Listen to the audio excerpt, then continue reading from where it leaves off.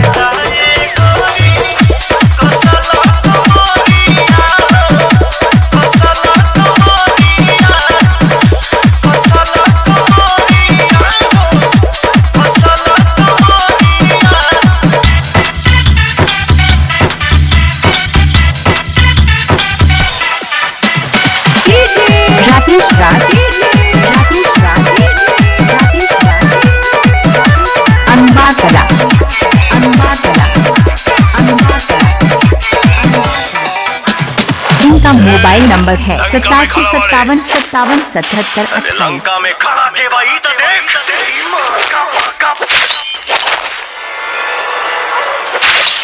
कम करेंगे ना बेसी करेंगे। जिस दिन मिल गया सबूत ऐसी की तैसी करेंगे।